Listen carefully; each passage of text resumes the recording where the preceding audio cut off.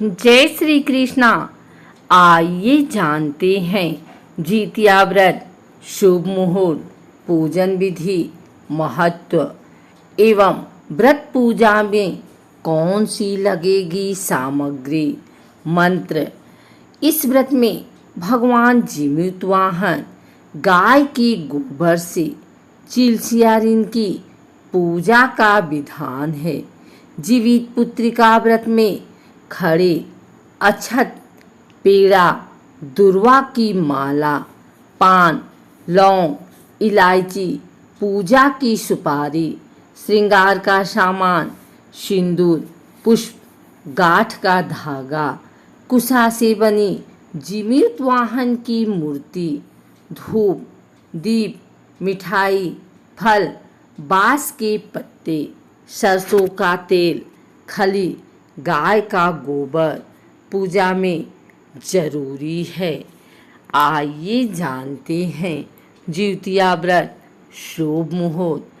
काशी पंचांग के अनुसार अश्विन माह के कृष्ण पक्ष की अष्टमी तिथि की शुरुआत 17 सितंबर दिन शनिवार को दोपहर 2:14 पर होगी।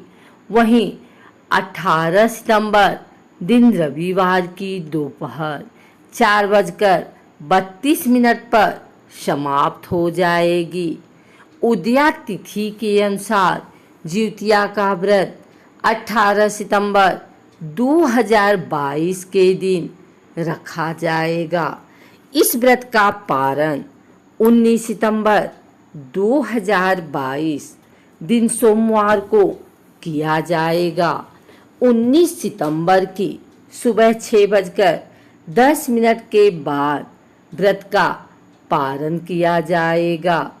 धर्म शास्त्रों के अनुसार इस व्रत को संतान प्राप्ति, उनकी लंबी आयु और सुखी निरोग जीवन की कामना के साथ किया जाता है। इस व्रत को करने से संतान के ऊपर आने वाले कष्ट दूर होते हैं। आइए जानते हैं जितिया व्रत पूजा विधि। जितिया व्रत के पहले दिन महिलाएं सुबह सूर्योदय से पहले उठकर स्नान करें, उसके बाद पूजा करें। इसके बाद महिलाएं भोजन ग्रहण करती हैं और उसके बाद पूरे दिन तक वो कुछ भी नहीं खाती। दूसरे दिन सुबह स्नान के बाद महिलाएं पहले पूजा पाठ करती हैं और फिर पूरा दिन निर्जला व्रत रखती हैं। इस व्रत का पारण छठ व्रत की तरह तीसरे दिन किया जाता है। पारण से पहले महिलाएं सूर्य को अर्घ्य देती हैं, जिसके बाद ही वह कुछ खाना खा सकती हैं।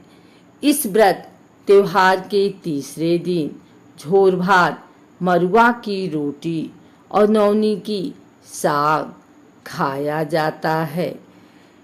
आइए सुनते हैं जितिया व्रत का महत्व। जीवित पुत्रिका व्रत का संबंध महाभारत काल से है। मान्यता है कि इस व्रत के प्रभाव से संतान को लंबी उम्र का वरदान प्राप्त होता है। कहते हैं कि जो महिलाएं इस दिन निर्जला व्रत करती हैं और कथा सुनती हैं, उनकी संतान को परेशानियों का सामना नहीं करना पड़ता। संतान की रक्षा और उसकी उन्नति के लिए ये बहुत लाभकारी माना जाता है। जितिया व्रत पूजा विधि।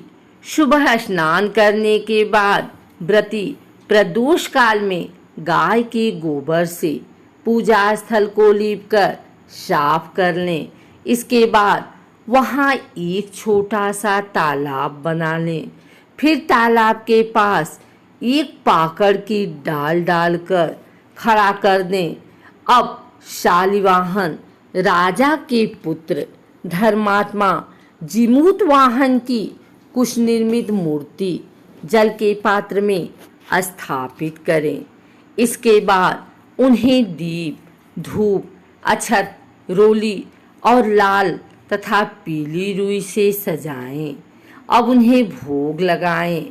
मिट्टी या गोबर से मादा चील और मादा सियाज की प्रतिमा बनाएं। दोनों को लाल सिंदूर अर्पित करें। अब पुत्र की प्रगति और कुशलता की कामना करें। इसके बाद व्रत कथा सुने।